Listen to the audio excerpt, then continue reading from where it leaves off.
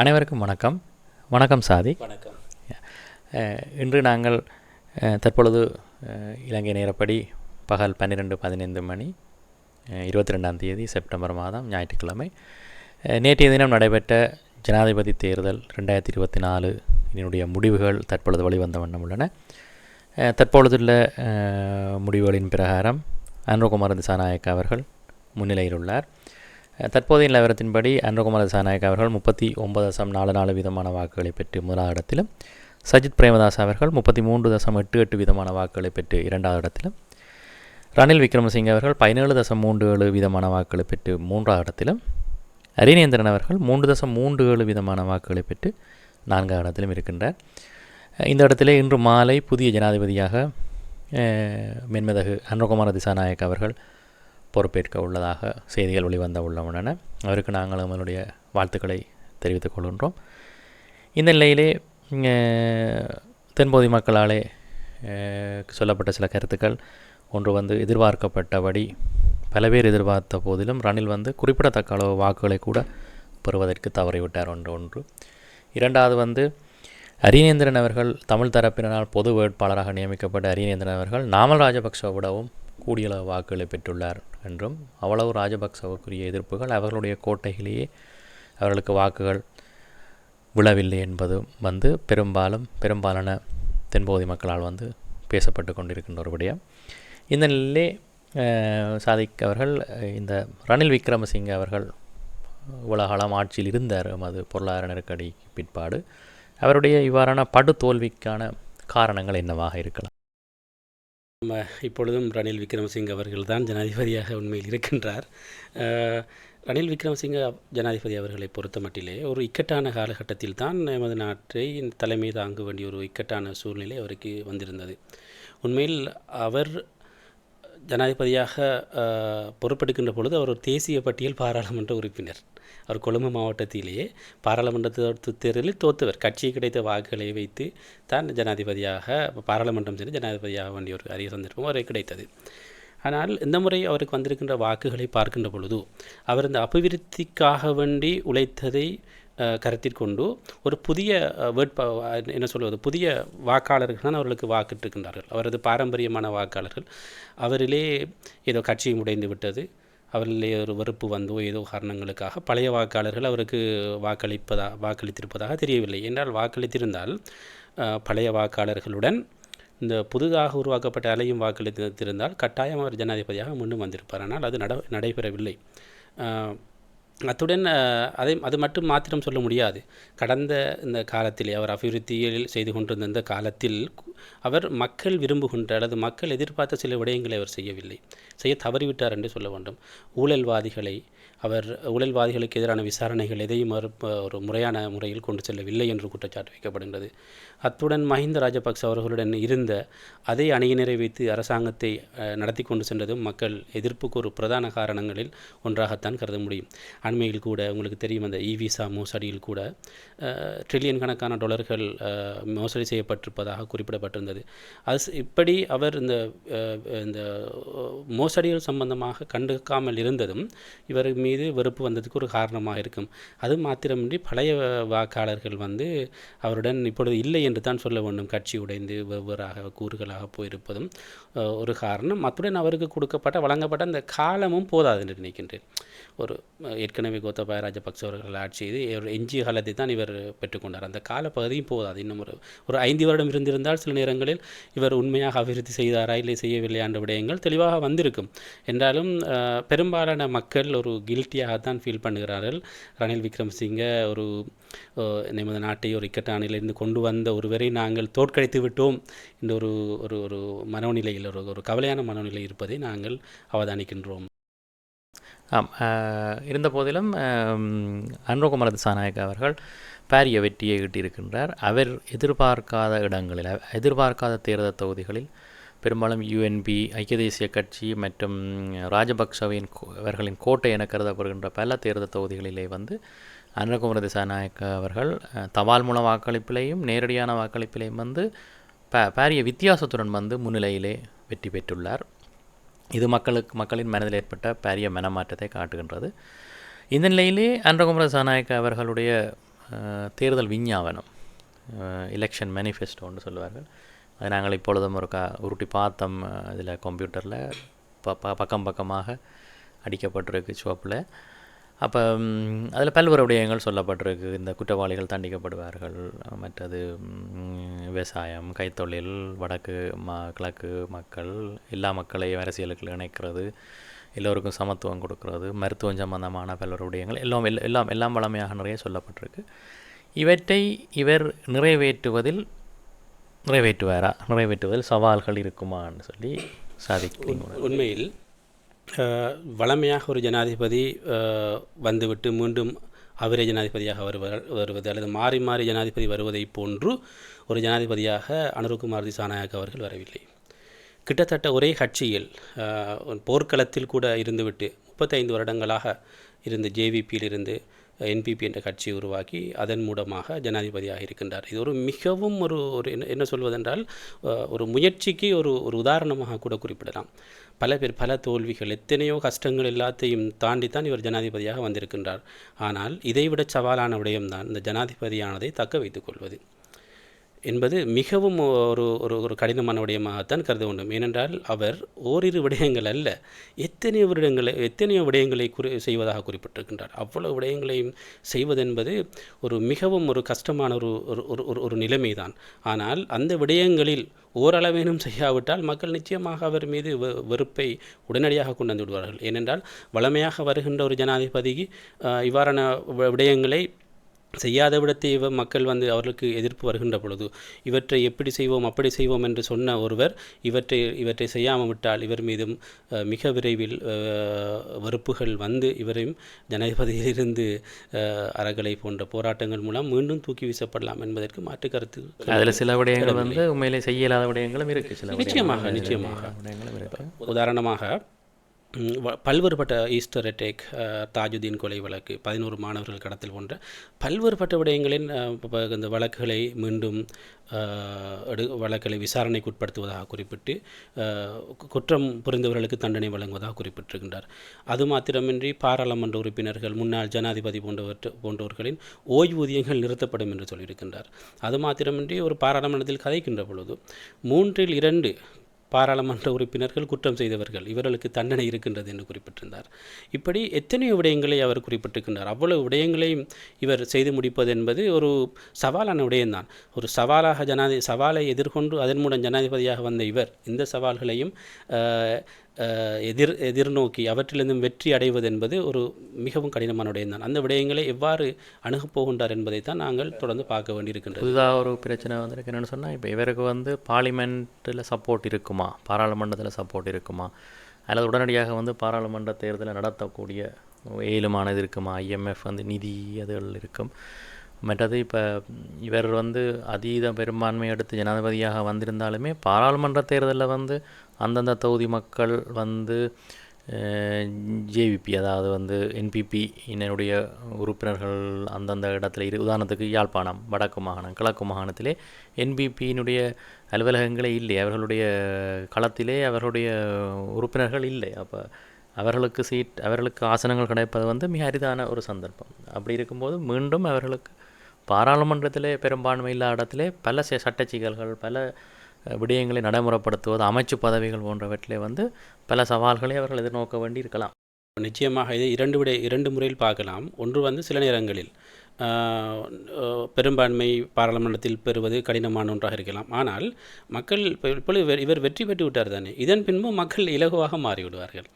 ஆகவே இவர் வெற்றி பெற்று விட்டார் என்ற அடிப்படையிலே இவர் மேலும் கட்சியை இன்னும் பலப்படுத்துவதன் மூலம் அவர் தேவையான பாராளுமன்ற உறுப்பினர்களை பெற்றுக்கொள்ள முடியும். அது மாத்திரமின்றி வடகிழக்கிலே தமிழ் பேசுகின்ற மக்களுக்கான அவர்களது பிரச்சாரங்கள் மிக குறைவாகத்தான் இருந்தது. அவற்றை அவர் கருத்தில் கொள்ள வேண்டும். கருத்தில் கொள்வதன் மூலம் புதிய முகங்களை பாராளுமன்றத்திற்கு, அரசியலுக்கு உள்வாங்க முடியும். இன்னும் அதாவது ஜனாதிபதி மாத்திரம் புதிய முகமாகவும் ஒரு சிறந்தவராக வந்தாலும் ஏனையவர்கள் அவ்வாறு இல்லாவிட்டால் அந்த அரசாங்கத்தை கொண்டு நடத்துவது மிகவும் கடினமாகத்தான் இருக்கும். இப்போ தமிழ் பேசும் மக்கள் கூட புதிய முகங்களை பாராளுமன்றத்துக்கு அனுப்புவது தான் சிறந்தது. ஏனென்றால் பழையவர்களை வைத்துக்கொண்டு இன்னும் எங்களால் எதையும் சாதிக்க முடியாது.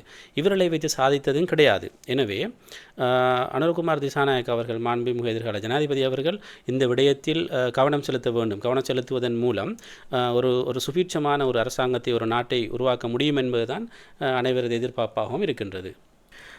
இந்த இடத்திலே நாங்கள் புதிதாக பதவியேற்க இருக்கும் புதிய ஜனாதிபதிக்கு இந்த நாட்டின் அமைதியை கருத்தில் கொண்டும் இந்த நாட்டின் மக்கள் அமைதியாகவும் நல்ல சுபீட்சமான வாழ்க்கை ஒன்றை வாழ வேண்டும் என்பதற்காகவும் நாங்கள் எமது அறிவு கட்டிய வகையிலே ஒரு 10 கோரிக்கைகளை முன்வைக்கலாம் என்று சொல்லி எண்ணியிருக்கிறோம்.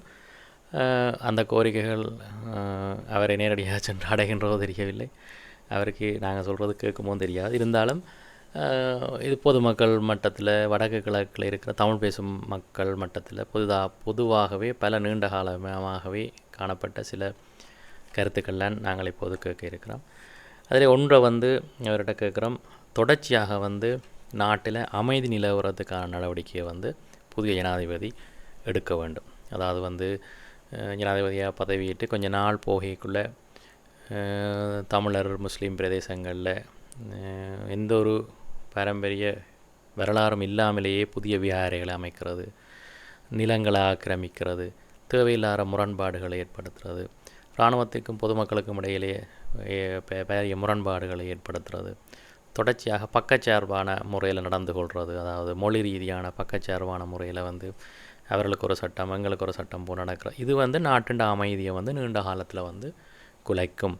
இது புதிய இளம் சமூகத்தின் மனங்களில் தேவையில்லாத இன ரீதியான மத ரீதியான பிளவுகளை ஏற்படுத்தி பிற்காலத்தில் ஒரு காலகட்டத்தில் மீண்டும் நாடு அமைதியின்மைக்கு போகிறதுக்கு ஒரு வழிவகுக்கும். அப்போ நாட்டின் தொடர்ச்சியான அமைதியை ஏற்படுத்தணும்னு சொன்னால் அனுரகுமார திசாநாயக்க அடிக்கடி பேச்சுகளில் சொல்லியிருக்கிற டிரான்ஸ்பரன்சி, தான் எல்லாத்துலேயும் வெளிப்படைத்தன்மையாக இருப்பேன் என்று சொல்லி, அப்படி வெளிப்படைத்தன்மையாக எல்லோருக்கும் ஒரே நீதி நியாயம் கிடைக்கிற மாதிரி சில நடவடிக்கைகளை அவர் எடுத்தாருண்டா நாட்டின் அமைதி தொடர்ச்சியாக இருக்கும் என்று சொல்லி நாங்கள் கருதுகிறோம்.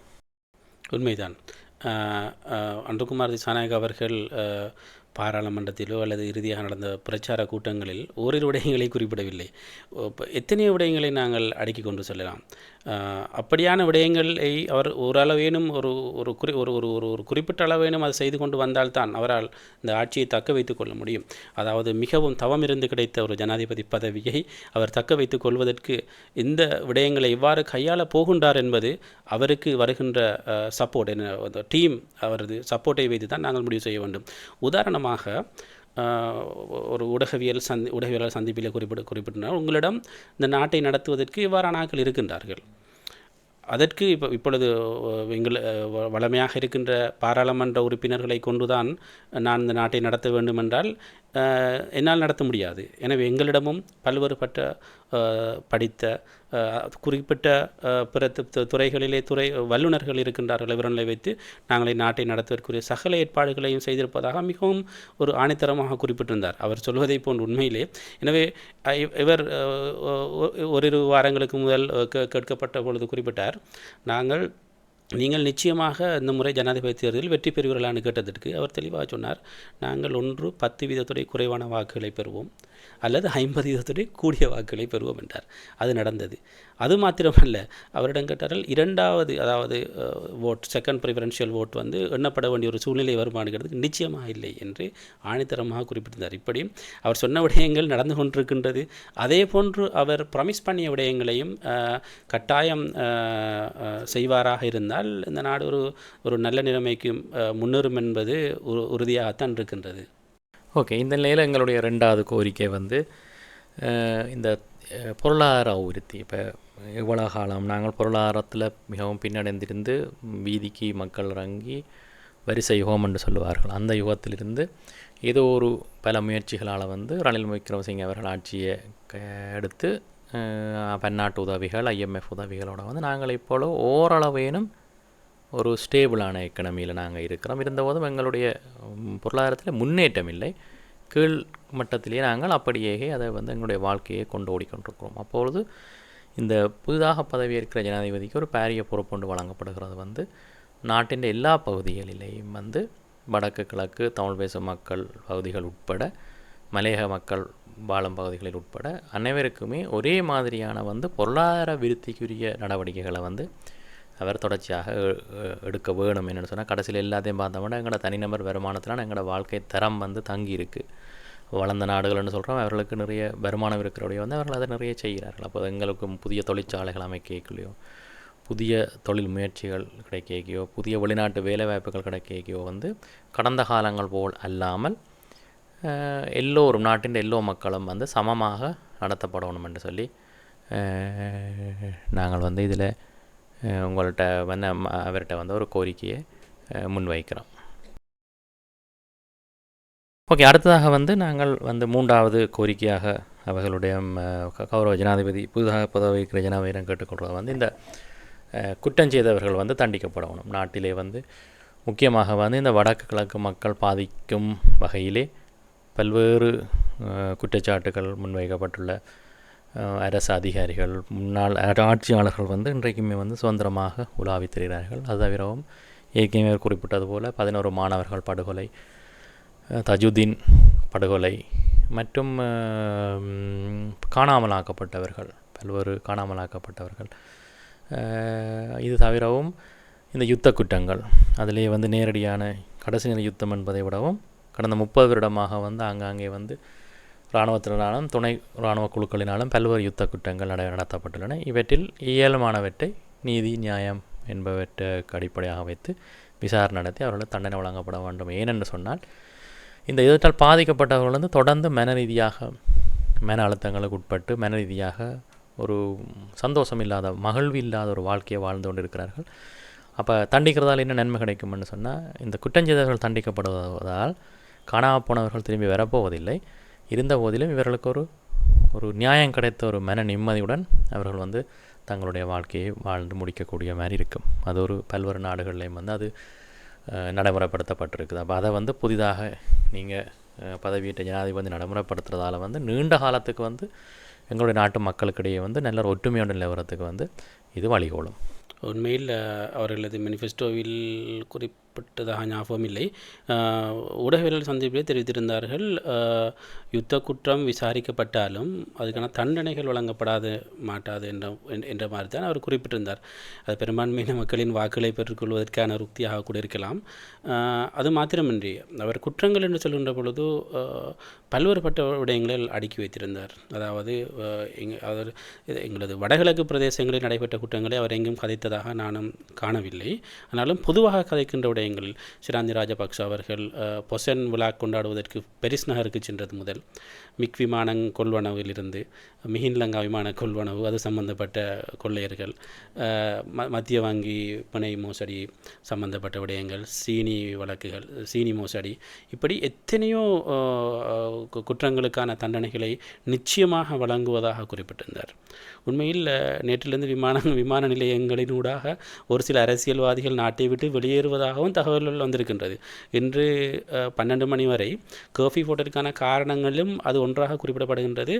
தப்பியோடுவதை குறைப்பதாக இருக்கும் என்றும் கருதப்படுகின்றது. எனவே இதற்கு முதலில் நாங்கள் பார்த்திருக்கின்றோம், மைத்ரிபால சிறிசேன அவர்களின் ஆட்சியிலும் இந்த 100 நாள் ஆட்சியிலும் நாங்கள் பல்வேறுபட்டவர்களை கல்வர்களை தண்டிப்போம். எனக்கு ஞாபகம் இருக்கின்றது, ரணில் விக்ரமசிங்க அவர்கள் மஹிந்த ராஜபக்சே, மஹிந்தரா போடா, கோட்டாபாய போடா, பசில் போடா, எல்லாரும் ஜெயில் தானன்னு சொல்லி போட்டு தேர்தல் பிரச்சாரங்களை மேற்கொண்டவர்கள் மீண்டும் அவர்களை வைத்துக்கொண்டு ஆட்சி செய்த வரலாறுகளும் இருக்கின்றது. இது எப்படி மாறப்போகின்றது என்பது உண்மையில் அவர் ஜனாதிபதி பதவியை தக்க வைத்துக் கொள்வதின் பெரும் செல்வாக்கு செலுத்து நிச்சயமாக. ஏனென்றால் இவர் பல்வேறுபட்ட விடயங்களை குறிப்பிட்டு தான் அந்த ஜனாதிபதி கதிரையில் அமர்ந்திருத்திருக்கின்றார். ஆகவே இதை தக்க வைத்துக் கொள்வதற்கு இவற்றை அவர் கட்டாயம் செய்ய வேண்டும். இவர் எவ்வாறு இதை அணுகப் போகின்றார், செய்கின்ற பொழுது என்னென்ன சவால்களை இவர் எதிர்கொள்ளப் போகின்றார் என்பது ஒரு மிகப்பெரிய பிரச்சனையாக இருக்கப் போகின்றது. பொறுத்திருந்து தான் பார்க்க வேண்டும். இந்த இடத்துல வந்து அடுத்ததாக நாங்கள் அவரிடம் முன்வைக்கிற ஒரு கோரிக்கை உண்டு. இந்த ஒரு நாட்டை முன்னேற்றணும்னு சொன்னால் உண்மையிலேயே ஒரு துரிதமான ஒரு அபிவிருத்தி திட்டம் ஒன்றை வந்து நடைமுறைப்படுத்தணும். இப்போ வளமையாக போய் கொண்டிருக்கிற அபிவிருத்திகளுக்கு அப்பாற்பட்டு அப்போ சிங்கப்பூர் போன்ற நாடுகளில் வந்து அது பழைய காலங்களில் நடைமுறைப்படுத்தப்பட்டிருக்கு. துரிதமான அபிவிருத்தி திட்டம் உண்டு. மிகவும் குறுகிய காலத்தில் வந்து பல துறைகளை வந்து துரிதமாக அபிவிருத்தி செய்கிறதுக்கு வந்து அப்போ அதிலேயே நாங்கள் ஏற்கனவே சொன்ன மாதிரி இந்த வடக்கு கிழக்கில் இருக்கிற தமிழ் பேசும் மக்களும் வந்து சமமாக உள்ளடக்கப்பட்டு அந்த துரித அபிவிருத்தி திட்டம் ஒன்றை வந்து நீங்கள் நடைமுறைப்படுத்த வேண்டும் என்று சொல்லி நாங்கள் கேட்டுக்கொள்கிறோம். இது வந்து எங்களுடைய நாட்டின் அபிவிருத்திக்கு ஒரு பெரிய உதவியாக இருக்கும். அந்த விவசாய அபிவிருத்தின்னு சொல்கிற நேரம் ஞாபகம் இருந்தது. இந்தியாவிற்கு அவர் ஒரு பயணம் மேற்கொண்டிருந்தார். கால்நடை விவசாயம் சம்பந்தமான விடயங்களை ஆராய்ச்சி செய்வதற்கு. அவர் வந்து அதன் பின்பு வந்து குறிப்பிட்டிருந்தார், இந்தியாவில் விவசாயம் மிகவும் ஒரு ஒழுங்கான முறையில் நடைபெறுகின்றது. அது சம்பந்தமாக இலங்கையில் எந்த முயற்சிகளும் இதுவரை நடக்கவில்லை. எனவே விவசாயத்தையும் மீன்பிடி சம்பந்தப்பட்ட தொழில் வாய்ப்புகளை அதிகரிப்பதற்காக வேண்டி பல்வேறுபட்ட நடவடிக்கைகளை மேற்கொள்வதாக குறிப்பிட்டிருக்கின்றார். இந்த விடயங்கள் உண்மையில் எமது நாடு விவசாய நாடு என்பதில் மாற்று கருத்துக்கு இடம் கிடையாது. இவை இன்னும் ஒழுங்குபடுத்தப்படவில்லை. இவற்றிற்கான உதவிகள் சரியாக செல்லவில்லை. விவசாயிகள் அறுவடை செய்கின்ற காலத்தில் அதற்கான உரிய விலைகள் கிடைப்பதில்லை என்று பல்வேறுபட்ட பிரச்சனைகள் உண்மையில் இருக்கின்றது. இவற்றுக்கான ஒரு துரிதமான ஒரு செயற்திட்டத்தை முன்னெடுக்க வேண்டியது ஜனாதிபதியாக கடமையாக பொறுப்பேற்க இருக்கின்ற அனுரகுமார் திசாநாயக்க அவர்களால் செய்யப்பட வேண்டும் என்பதில் மாற்று கருத்துக்கு இடமில்லை. இதை அவர் ஏற்கனவே பல்வேறுபட்ட திட்டங்களை செய்யப்போவதாக அவரது தேர்தல் மேனிஃபெஸ்டோவில் குறிப்பிட்டிருக்கின்றார். அதே போன்று பல்வேறுபட்ட தேர்தல் பிரச்சார கூட்டங்களிலும் விவசாயிகளுக்கான பல்வேறுபட்ட நவீனமயப்படுத்தப்பட்ட ஒரு ஒருங்கிணைந்த விவசாய தொழில்நுட்பங்களை உருவாக்கிய ஒரு திட்டத்தை முன்வைத்திருக்கின்றார். இந்த திட்டங்கள் வெறுமனே எழுத்திலோ அல்லது பேச்சிலோ சென்று விடாமல் செயற்படுத்துவதற்கு இவரும் இவரது டீம் அணியும் கட்டாயம் முயற்சிகளை மேற்கொள்ள வேண்டும். முயற்சிகள் தோல்வியடையலாம். ஆனால் முயற்சி செய்யாமல் வெறுமனே இன்னும் ஒரு 5 வருடங்களுக்கு கதிரையை சூடாக்குவதில் இந்த நாடுக்கு விமோசனம் கிடைக்கப் போவதில்லை என்பதுதான் உண்மை. அடுத்த விடயமாக வந்து நாங்கள் 5 சொல்லிட்டோம் நினைக்கிறேன். 6வது விடயமாக வந்து நாங்கள் கேட்க போகிறது இந்த மாகாண சபைகளை வந்து பலப்படுத்துறதும் அதுண்ட தொடர் நடவடிக்கைகளுக்கு வந்து இடையூறு இல்லாமல் இருக்கிறது. இப்போ மாகாண சபைகளை பலப்படுத்துறது, மாகாண சபைகளை நடத்தப்படுறதுன்னு சொல்லி சில நேரம் அனுரகுமார் திசாநாயக்க அவர்கள் நடைமுறைப்படுத்துவார். அவருடைய வந்து ஆட்சி காலத்தில் வந்து அது நடைபெறும் சில நேரத்தில். அப்படி நடைமுறைகளை வந்து அப்போ ஒரு பேரளவில் மாகாண சபைகள் இருக்கிறதும் ஆனால் மத்தியிலிருந்து அது வந்து முழுதாக கட்டுப்படுத்தப்படுறதும் என்ற நிலைமை வந்து உட்பூசல்களையும் மற்றபடி தமிழ் பேசும் மக்களுக்கு வந்து அது ஒரு கசப்பான உணர்வுகளையும் ஏற்படுத்தும். அப்போ அது வந்து தங்களுக்கு உரிமைகள் மறுக்கப்படுறதாக அவர்கள் உணர்வார்கள். ஆகவே மாகாண சபைகளுக்குரிய சகல அதிகாரங்களும் வழங்கப்பட்டு சில நேரங்களில் மேலதிகமான அதிகாரங்களும் வழங்கப்பட்டு அவர்கள் சுயாதீனமாக தொழிற்படுவதற்குரிய நடவடிக்கைகளை வந்து அவர்கள் எடுக்கணும் என்று சொல்லி நாங்கள் எதிர்பார்க்கிறோம். இல்லை, மாகாண சபைகளை பொறுத்த மட்டிலே மத்திய அமைச்சினால் மேற்கொள்ள முடியாத பல்வேறுபட்ட விடயங்களை மாகாண சபைகளால் செய்ய முடியும். அது ஒரு ஒரு ஒரு எங்களுக்கு ஒரு சிறந்த எடுத்துக்காட்டு அன்றைய எங்களது பக்கத்து நாடு இந்தியா. இது கிட்டத்தட்ட ஒரு மாகாண சபை ஆட்சி போன்று தான் அங்கே நடைபெற்று கொண்டிருக்கின்ற ஆட்சிகள். அது சிறந்த முறை நடந்து கொண்டு தான் இருக்கின்றது. ஆனால் இது ஒரு சிறிய நாடு, இதற்கு இப்படி தேவையா என்ற பல்வேறுபட்ட கேள்விகளும் விவாதங்களும் இருக்கின்றது. இருந்தாலும் மேலும் மக்களை அரசியல்வாதிகள் மிக இலகுவாக சென்றடைவதற்கு இந்த மாகாண சபைகள் நிச்சயமாக உதவி செய்யும். இதற்கான அதிகாரங்களை, அதாவது ஒரு பாதுகாப்புக்கு குந்தகமான அதிகாரங்களை தவிர ஏனைய அதிகாரங்களை வழங்குவதன் மூலம் நிச்சயமாக அந்த நாட்டிற்கு அபிவிருத்தியை தான் அது கொண்டு வரும் என்பது பல்வேறுபட்ட அரசியல் அவதானிகளின் கருத்தாகத்தான் இருக்கின்றது. உண்மையில் இந்த மாகாண சபைகள் இந்தியாவினால் கொண்டு வரப்பட்டது. இவர் இந்தியாவிற்கு எதிரான ஒரு அரசியலை செய்கின்றார் எங்களுக்கு தெரியவில்லை. அண்மையில் கூட அதானியினால் முன்வைக்கப்பட்ட காற்றாலை மின் உற்பத்தி நிலையங்களை ஜனாதிபதியான பின்பு இடைநிறுத்துவதாக குறிப்பிட்டிருந்தார். உண்மையில் அது இந்தியாவுடனான பிரச்சனையா அல்லது உண்மையில் ஊழல் சம்பந்தப்பட்ட பிரச்சனையால் இவர் இதை முன்னெடுக்கப் போகின்றார் என்று தெரியவில்லை. ஆனால் அவர் குறிப்பிடுவது ஊழல் சம்பந்தமாகத்தான் குறிப்பிடப்பட்டிருந்தது. அதையும் நாங்கள் பொறுத்திருந்தான் பார்க்க வேண்டும்.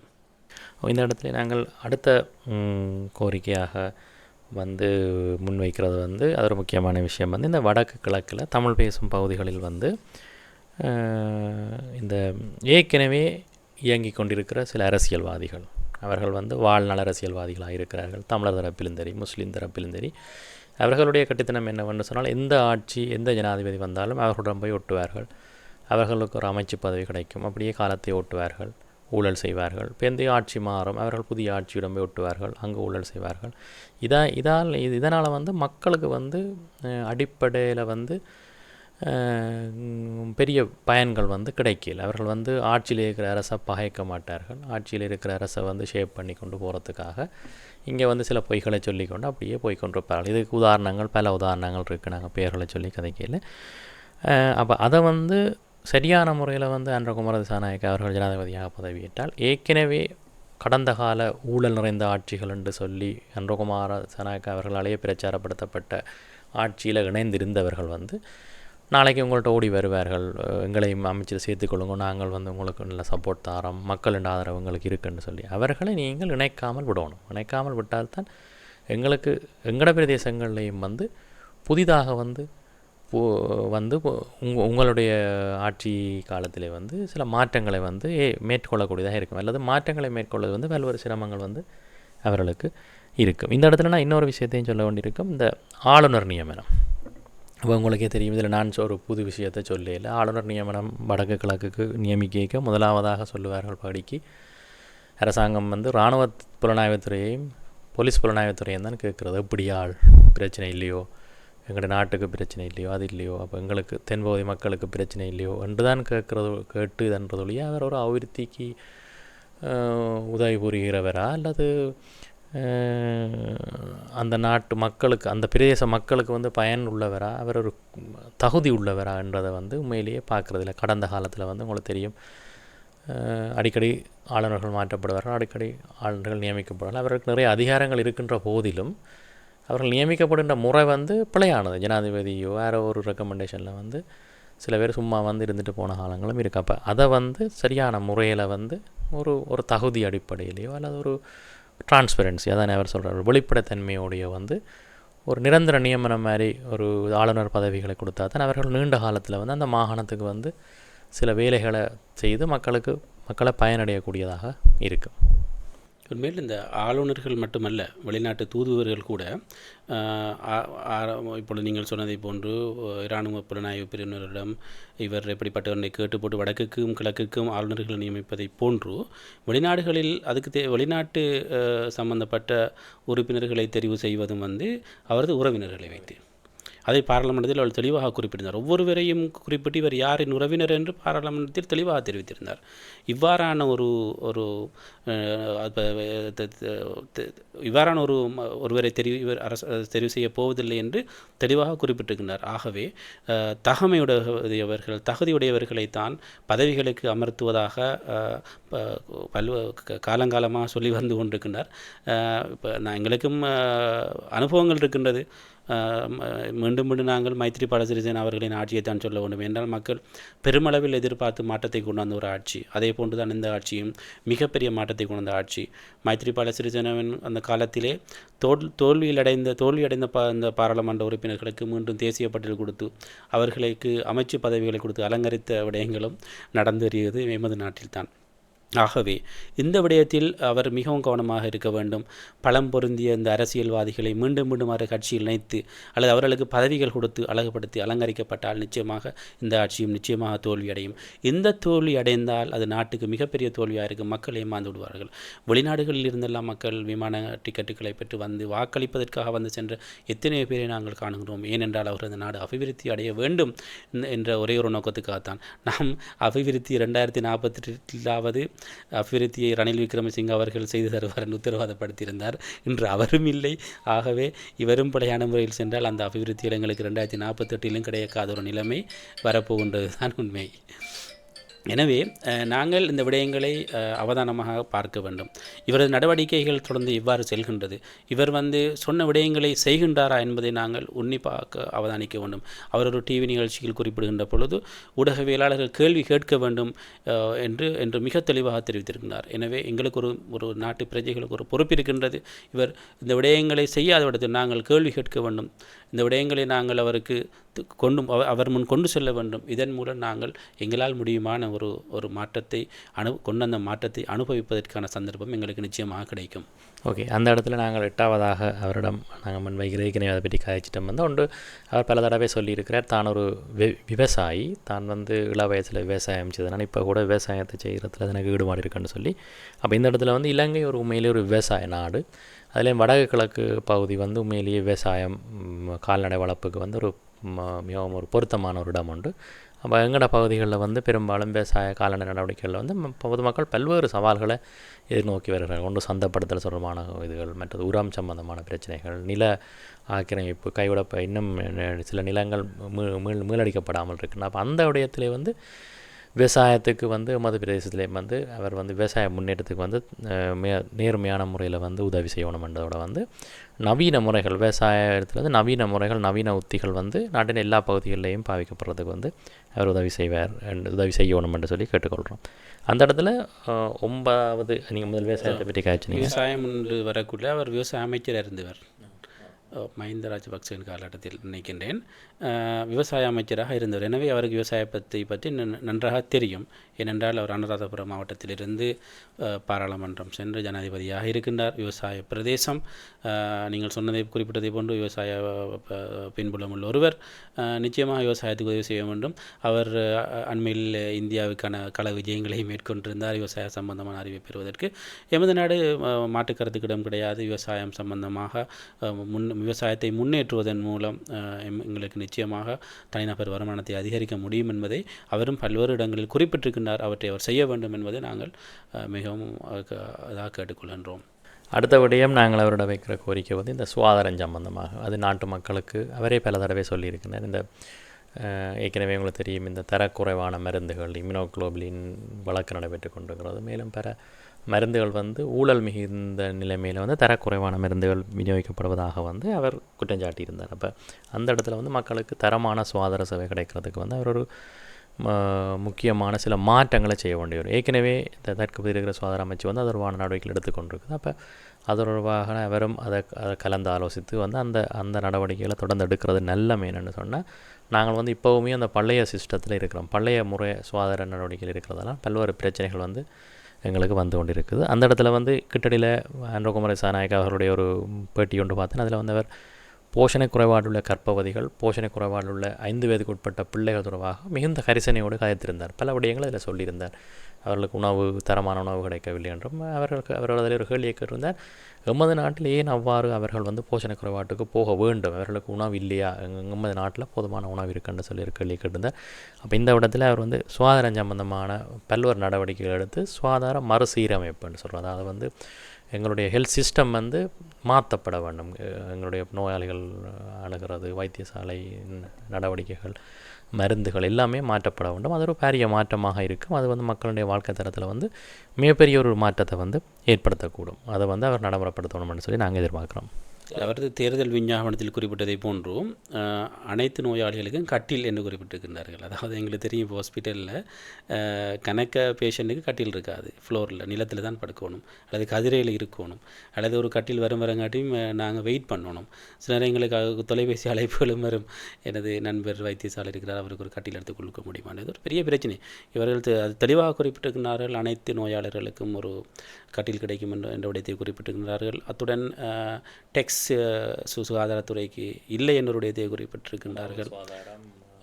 கல்வி இல்லை என்று குறிப்பிட்டிருக்கின்றார்கள். அது ஒரு நல்ல விடயம். அதே போன்று இன்னும் வைத்தியசாலைகளின் தரங்களை அதிகரிக்க வேண்டும் என்று குறிப்பிட்டிருக்கின்றார்கள். அந்த பல்வேறு அதாவது அந்த விடயங்களை அணுவணுவாக பிரித்து இதை செய்வோம் என்று நாங்கள் இப்போ சொல்வதனால் கணக்கு டைம் எடுக்கும். அவ்வளவு விடயத்தையும் இவர்கள் செய்வதாக சொல்லியிருக்கிறார்கள். நான் நினைக்கவில்லை. நண்பர் ஒருவர் குறிப்பிட்டார், ஏகேடி வந்துவிட்டார், அனுரகுமார் திசாநாயக் அவர்கள் வந்துவிட்டார், திங்கட்கிழமை என்ன எங்கள் நாடு அமெரிக்காவாக மாறிடுமான்னு கேட்டார். அதுபோன்று நாங்கள் ஒரே நாளில் இதெல்லாம் நடைபெற வேண்டும் என்று நாங்கள் எதிர்பார்க்கவும் இல்லை. ஆனால் இவற்றை ஒரு அளவேனும் இதை ஒரு படிப்படியாக முன்னேற்றப்பட்டு கொண்டு வந்து ஒரு குறிப்பிட்ட காலத்திலாவது இந்த மாற்றங்கள் வருமாக இருந்தால் நிச்சயமாக ஒரு நல்ல நிலைமைக்கு சென்றுவிடும். இது ஒன்று முடியாத விடயம் கிடையாது. உண்மையில் இவற்றை எந்த ஒரு ஜனாதிபதியும் இவற்றை சரியாக கையாளவில்லை என்று தான் சொல்ல வேண்டும். அந்த அக்கறை எடுத்து ஒரு நிதானமாக கையாண்டு செய்தால் இது இயலாத விடயம் கிடையாது. தேவையில்லாத இடங்களில் தேவையில்லாத இன்வெஸ்ட்மெண்ட்கள் இருக்கிறது. பொதுவாக அந்த இன்வெஸ்ட்மெண்ட்களை பொறுத்த மட்டிலே கடந்த ஆட்சி காலங்களிலே கட்டிடங்கள் கட்டுவதற்கும் வீதிகள் அபிவிருத்தி செய்வதற்கும் போட்டுக்கொண்ட காரணம் என்னென்னு சொன்னால் அவர்களது கமிஷன் மையப்படுத்தியதாக இருக்கும். எனவே இந்த விடயங்கள் அந்த கமிஷன்ஸ் சொல்லப்படுகின்ற விடயங்களே இல்லாமல் செய்யப்பட்டால் பல்வேறுபட்ட அபிவிருத்திகளை செய்து கொள்ள முடியும். அவர்களுக்கு ஒரு உதாரணத்தை நாங்கள் அந்த இடத்தில் சொல்ல முடியுமா? அண்மை காலத்திலே அவர்களது ஒரு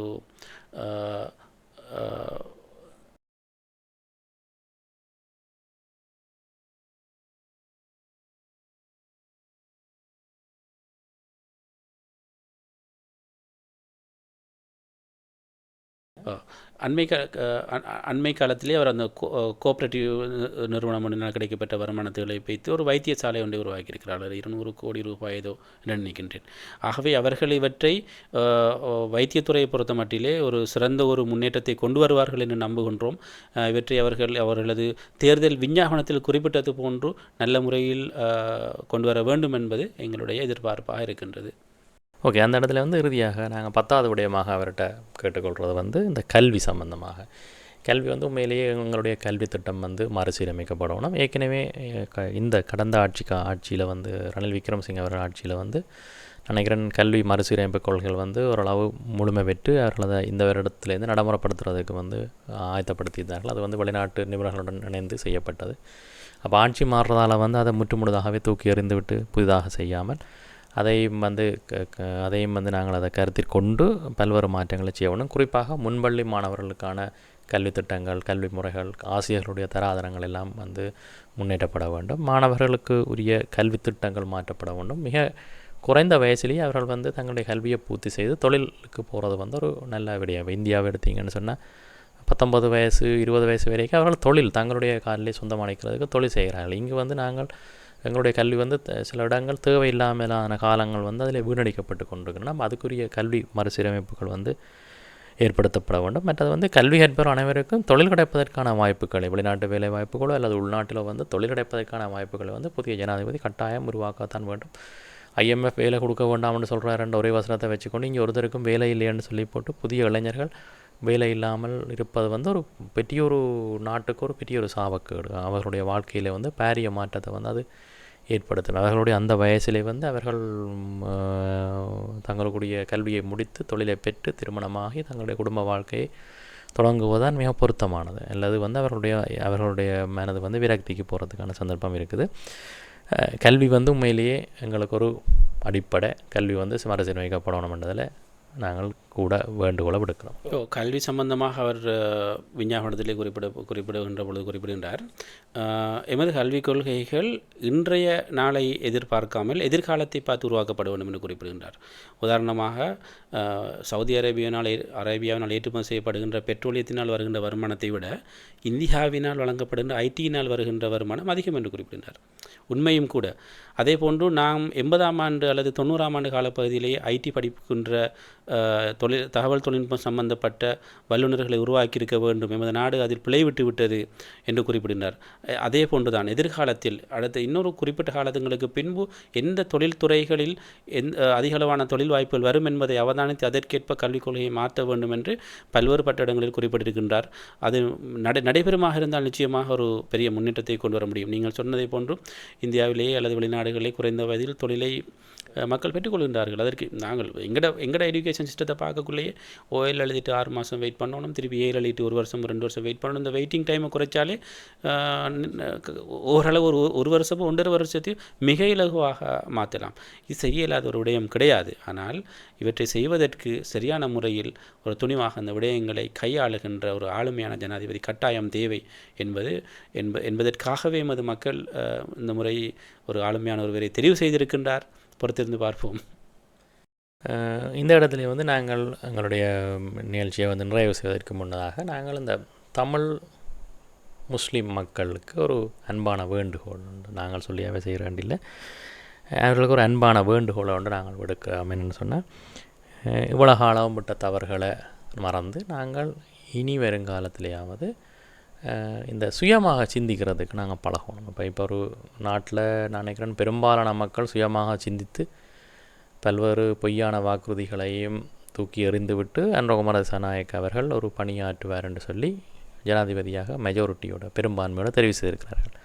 அப்போ இந்த வடக்கு கிழக்கு மக்களும் இனி வரும் காலத்தில் இந்த பொய்யான அரசியல் வாக்குறுதிகள், இந்த இன ரீதியான உசுப்பேத்தி விடுற சில விஷயங்கள், அதுகளை மட்டுமே நோக்காக கொண்டு இந்த அரசியல்வாதிகளுக்கு பின்னால் திரிந்து எங்களோட வாழ்க்கையில் ஒரு முன்னேற்றம் பெறாமல், நாட்டிலே முன்னேற்றம் பெறாமல், எங்களோட பிரதேசங்களே முன்னேற்றம் பெறாமல் இருக்காமல் சுயமாக சிந்தித்து நிறைய விடயங்களை வாசித்து சுயமாக சிந்தித்து நீங்கள் சுயமாக முடிவெடுக்க வேணும்னு சொல்லி உங்கள்கிட்ட கேட்டுக்கொள்கிறோம். என்னென்னு சொன்னால் நெடுகவுமே நாங்கள் இந்த இன ரீதியான கதைகளை கதைச்சு கொண்டு பெரிய அளவில் வளர்ந்த நாடுகளில் அப்படியான ஒன்றுமே இல்லை. நீங்கள் அப்போ அதை நாங்கள் இங்கே வச்சு கொண்டு இருக்கிறதால எங்களுக்கு அது அரசியல்வாதிகளுக்கு நன்மைகளாக இருக்கலாம், எங்களுக்கு அது பெரிய நன்மைகளை தரப்போகிறோம். அப்போ உங்கள்கிட்ட நாங்கள் கேட்டுக்கொள்கிறோம் என்னென்னு சொன்னால் நீங்கள் உங்களுடைய கலாச்சாரங்களில் நீங்கள் முன்னேறலாம்.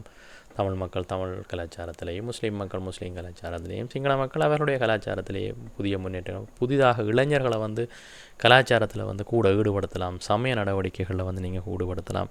மற்ற கல்வி எங்களுக்கு ஒரு பெரிய ஒரு அடிப்படையான விஷயம். இப்போ எல்லோரும் அனைத்து பிள்ளைகளுமே ஓரளவாவது குறைந்தது அட்வான்ஸ் லெவல் உயர்தரம் மட்டுமாவது கல்வியை கற்பதற்குரிய நடவடிக்கைகளை அவர்களுக்கு வழிகாட்டியாக இருந்து நாங்கள் செய்ய வேண்டியிருக்கும்.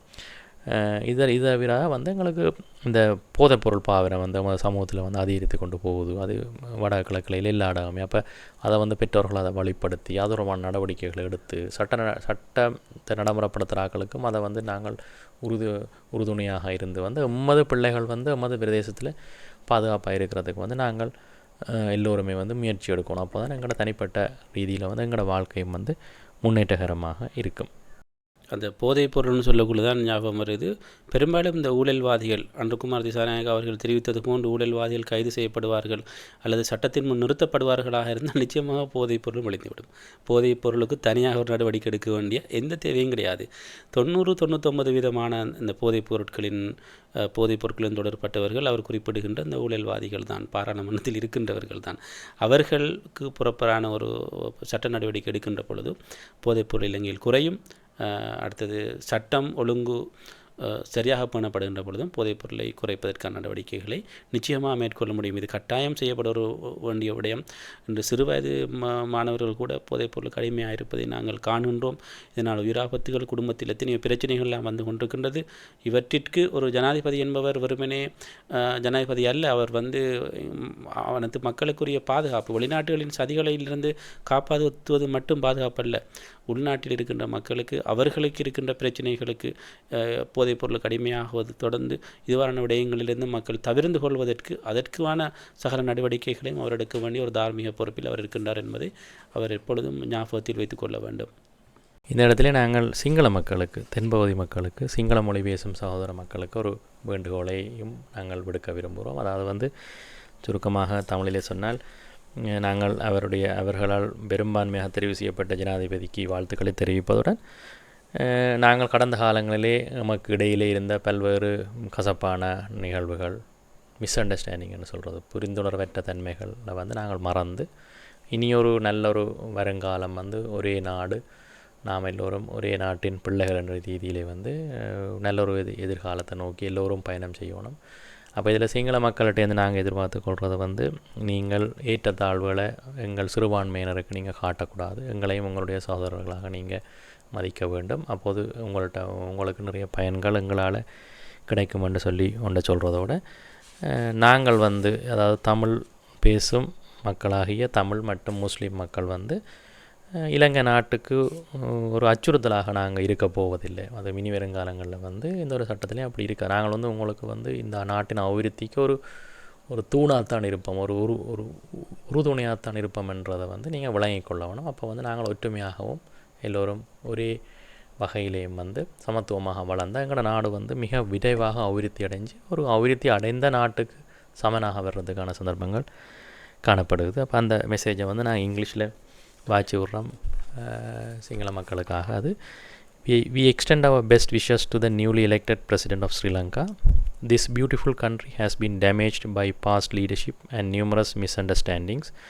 We call for greater understanding among communities, and we as Sri Lankans must focus on the political and economic stability of our nation. The people of Sri Lanka should support efforts towards a permanent solution to the ethnic crisis, and we urge that power sharing with minorities not be obstructed. We, the minority communities, will never be a threat to Sri Lanka. Instead, we are key contributors to the country's development. Thank you. அப்போ இந்த இடத்துல நீங்கள் முடிவாக ஏதாவது? மீண்டும் புதிதாக பதவியேற்க இருக்கும் ஜனாதிபதி அவர்களுக்கு வாழ்த்து தெரிவித்து பதவியின் பின்னர் மீண்டும் ஒரு நிகழ்ச்சியில் நாங்கள் சந்திப்போம். என்ன வகையான அரசியல் தவிர்த்து வேறு விடயங்களை நாங்கள் கதைக்க இருக்கின்றோம். தொடர்ந்தும் கேளுங்கள். நன்றி. எங்களது இந்த சேனலை நீங்களும் சப்ஸ்கிரைப் செய்து லைக் செய்யுங்கள். அது எங்களுக்கு ஒரு உந்து சக்தியாகவும் உதவியாகவும் அமையும். நன்றி. வணக்கம்.